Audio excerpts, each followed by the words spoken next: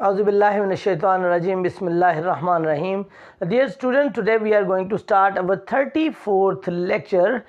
Present indefinite tense के हवाले से हमारा 34वां लेक्चर है और इसमें आज आपको बताया जा रहा है कि हाउ टू मेक और how to change positive sentences into negative.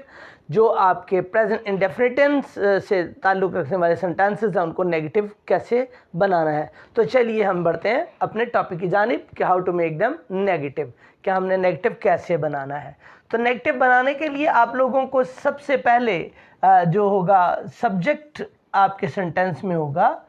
Subject के बाद आप डू नॉट, डाउट, या हम डू नॉट ही लिख लेते हैं इसलिए ताकि आप लोग जो है आगे फिर डजंट में प्रॉब्लम का शिकार ना हो जाएं। डू नॉट या डज नॉट लगाकर फर्स्ट फॉर्म लगाएंगे हम वर्ब की फर्स्ट फॉर्म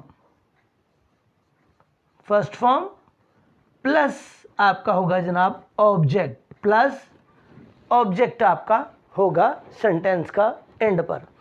तो ये हमारे सामने फार्मूला है। अब question is also once again, जैसे मैंने आपको ES और S का बताया था, तो आपको यहाँ पर भी अलग अलग दो डू नॉट और डज नॉट के लिए जो आपके वर्ब ये जो सब्जेक्ट होंगे, आपके जो प्रोनाउन होंगे, आपने प्रोनाउन को बांट देना है। तो जो आपके pronoun I, we, you, they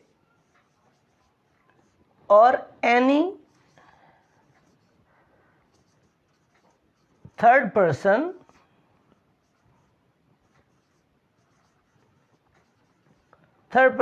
plural जो आपके होंगे, थर्ड पर्सन प्लूरल, मैं इसका प्लूरल के लिए PL ही लिख देता हूं। प्लूरल होंगे वो जनाब आपके आएंगे इस हेडिंग में, ओके। ये डू नॉट के साथ, उनके साथ आप डाउट और डू नॉट लगाएंगे।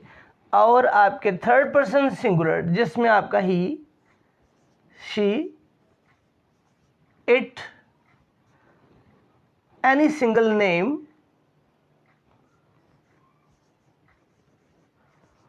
और यूं या कह लीजिए कि थर्ड पर्सन सिंगुलर, जो आपका थर्ड पर्सन सिंगुलर होगा उनके साथ ये डज नॉट वाले होंगे आपके जनाब, डज नॉट के साथ ये लगेंगे, okay. He, she, it single name और कोई भी थर्ड पर्सन सिंगुलर होगा उसके साथ डज नॉट लगेगा नेगेटिव में। और आपका आई, वी, यू, दे और एनी थर्ड पर्सन प्लूरल या कोई भी थर्ड पर्सन प्लूरल होगा उसके साथ आप डू नॉट लगाएंगे सेंटेंस को नेगेटिव बनाने के लिए। सब्जेक्ट डू नॉट या डज नॉट, फिर वर्ब की फर्स्ट फॉर्म और आगे आपका ऑब्जेक्ट लगेगा, राइट। मैं एग्जांपल के तौर पर आपको कहता हूं, फर्ज कर लीजिए जनाब आपके पास सेंटेंस है, आई रीड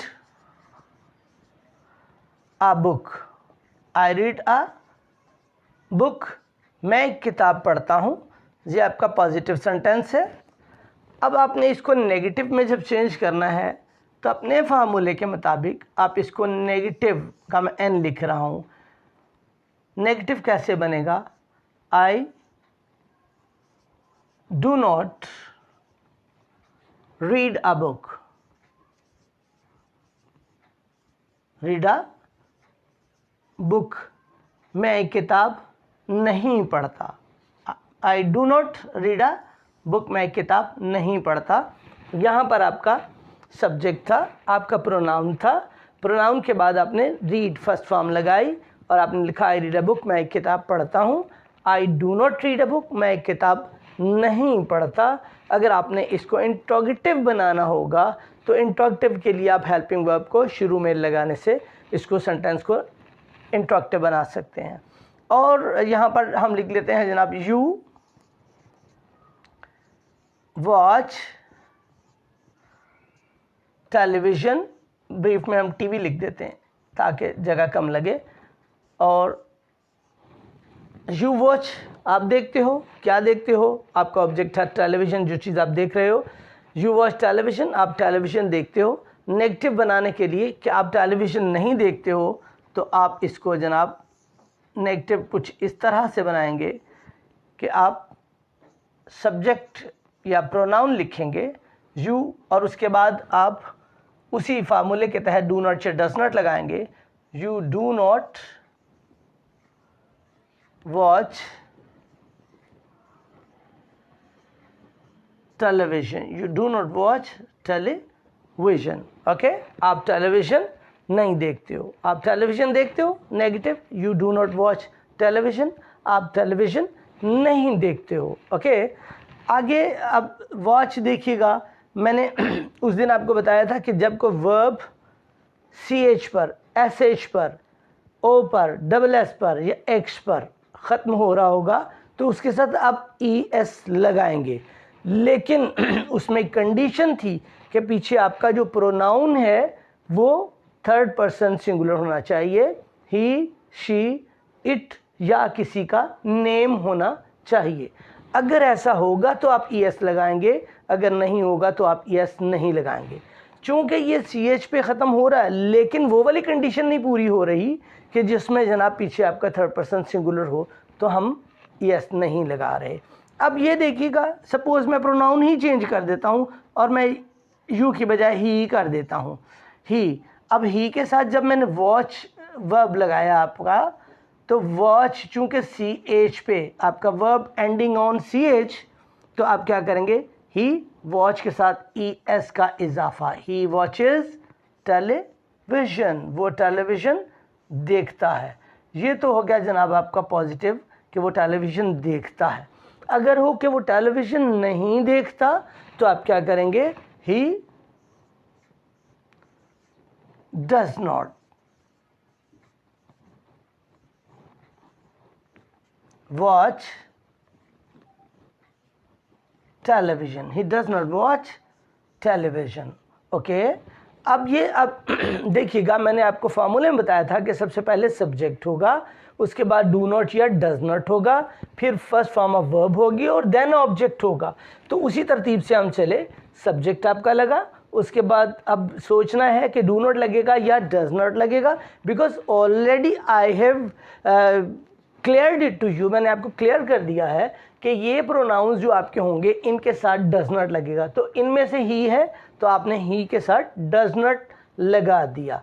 अब देयर अ क्वेश्चन में अराइज इन योर माइंड, अब आपके सवाल एक जहन में उभर सकता है कि हमने CH पे ख़त्म हो रहा है, हत्ता कि यहाँ पर आपका प्रोनाउन भी ही है, तो यहाँ पर फिर हम ES क्यों नहीं लगा रहे? तो जनाब उसके लिए आंसर ये है कि आपने डू के साथ ऑलरेडी डज लगा दिया है, ES आपका ऐड हो गया है हेल्पिंग वर्ब के साथ, तो आप फिर वर्ब के साथ ES का इजाफा या S का इजाफा नहीं करेंगे। Okay, hope that you are getting it. मुझे उम्मीद है कि आप इसको समझ रहे होंगे। तो इसी तरह ही हम चलते हैं, दे लिख दिया, दे प्ले क्रिकेट, वो क्रिकेट खेलते हैं।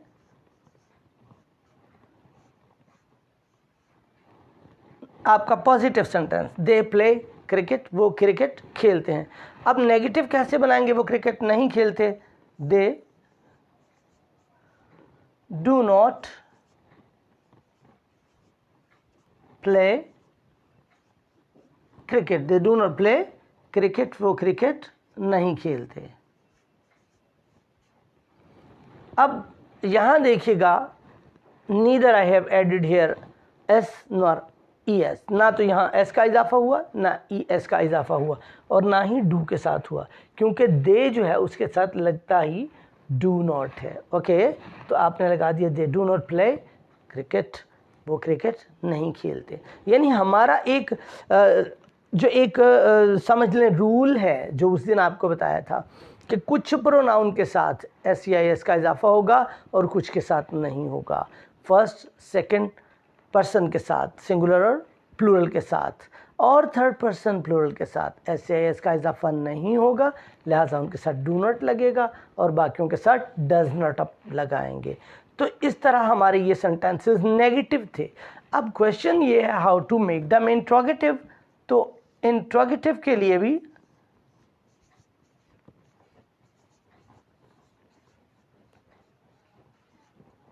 आप जनाब कुछ ऐसा ही करेंगे। How to make them interrogative, interrogative कैसे लगाएंगे? आप जुमले के शुरू में डू या डज लगा देंगे, प्लस सब्जेक्ट हो जाएगा,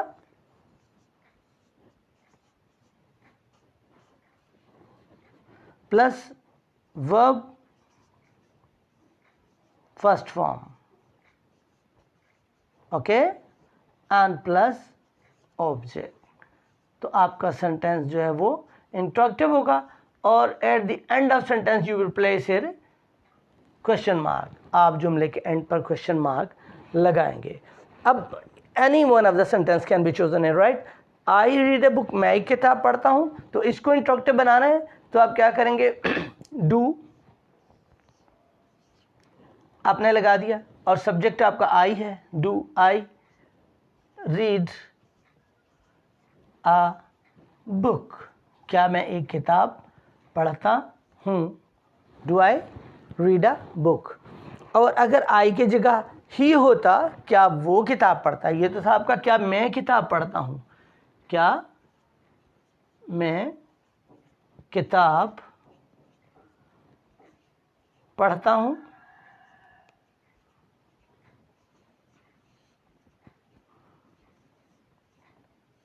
यहाँ पर भी क्वेश्चन मार्क लगेगा, क्या मैं किताब पढ़ता हूँ। यहाँ पर आपने do I read a book. अगर होता यहाँ पर क्या वो किताब पढ़ता है, तो आप डज लगा देंगे यहाँ पर। क्यों कि डज देखिएगा ही शी इट नेम के साथ, अगर शी होता तब भी कुछ भी होता, ठीक है। डज ही, अब आपने यहाँ पर रीड्स नहीं लगाना कि ही आ रहा तो ऐसे है इसका इजाफा, क्योंकि इधर लगा दिया है। बार बार मैं आपको ये समझा रहा हूँ ताकि जहन नशी हो जाए। Does he read a book, does he read a book, क्या वो एक किताब पढ़ता है।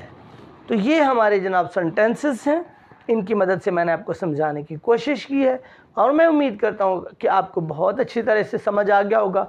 आपने अपने बुक्स में छोटे छोटे sentences, because basic lecture these are running, right, हमारी ये बेसिक लेक्चर्स हैं, आपने छोटे छोटे सेंटेंसेस लेने हैं, उनकी खूब प्रैक्टिस करनी है और एक मॉडल सेंटेंस अपने जहन में बिठा लें, जहन नशीन कर लें इनमें से कोई सा एक, और उसी पैटर्न पे फिर बड़े से बड़े बड़े बड़े सेंटेंसेस बनाने की प्रैक्टिस कीजिए। आपको खूब अच्छी तरह ज़हन नशीन हो जाएंगे और कभी ज़िंदगी भर नहीं भूलेंगे। और आपने फॉर्म्स ऑफ वर्ब्स को बहुत ज़्यादा याद करना है। बहुत सी फॉर्म्स ऑफ वर्ब जो हैं वो आपकी वोकैबुलरी जो है वो भी बैंक ऑफ वोकैबुलरी वो क्रिएट करेंगी आपके दिमाग के अंदर। तो सी यू इंशाल्लाह, होप फॉर द बेस्ट। अल्लाह हाफिज़।